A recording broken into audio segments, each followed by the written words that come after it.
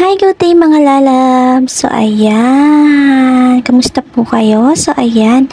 Pupunta po kami ngayon ng waterfalls at medyo masama yung panahon mga lalabs. Tingnan nyo naman yan. Ayan, naulan na ambon-ambon siya mga lalabs. Pero malapit lang siya lalabs at dito ito sa June 1. Papunta ito ng Chongkonnam Waterfalls. So, ayan. Naglalakad na kami. So, ito si Ate Jazz. So, ayan. Ayan, may nakasalubong kami, pabalik na. So, ayan. Maulan yung panahon mga lalabs. Pero go pa rin kami mag-gala. So, ayan, ito yung view. Napakaganda. Green na green yung paligid mga lalabs. So, ayan.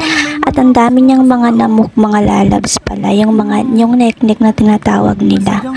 So, ayan. Kaya kunting ingat din kami kasi basa yung daan at medyo madulas. So, ayan.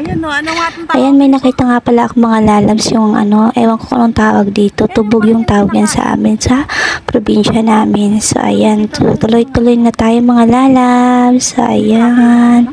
Yan, kunting ingat tayo kasi medyo madulas yung daan mga lalabs. Kasama nga pala namin si Ray. So, finally mga lalabs, nandito na kami sa may tubig. So, ayan. Ito yung tubig mga lalabs niya. So, ayan. Medyo malayo-layo pa konti yung waterfalls. So, ayan. Kunting ingat kasi baka madulas. At nadulas nga dito mga lalabs si Ate Jazz. Puti na lang hindi nabasa gano yung sapatos niya. So, ayan.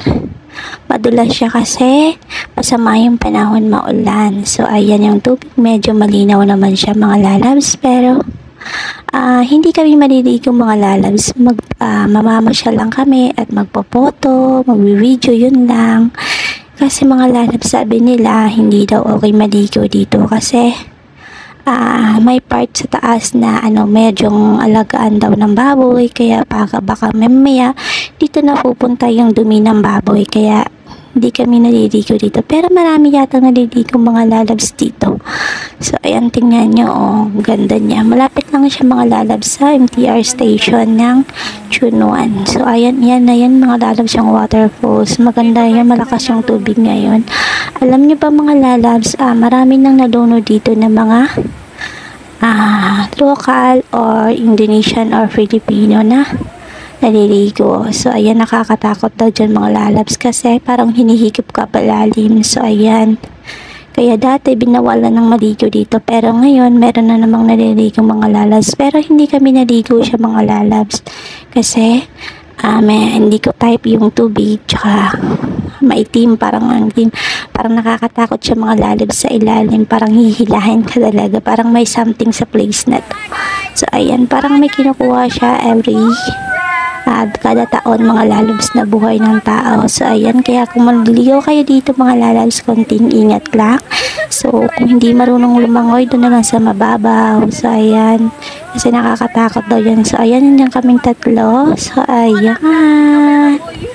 Enjoy kami. Puti na kasama mga lalabs yung panahon. Hindi na umulan. So, ayan. Ang lakas talaga ng tubig mga lalabs. Tingnan nyo naman yan. So, ayan, marami ding mga Filipino at Indonesian dyan. Yan. Pero nagpipicture taking lang din yata sila mga lalabs. Hindi rin maliligo.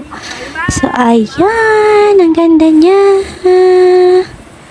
So, ayan, nag-model tayo mga lalabs. Medyo nakakatakot din. Kasi yung bato medyo madulas. So, ang ganda talaga ng paligid. So, ayan.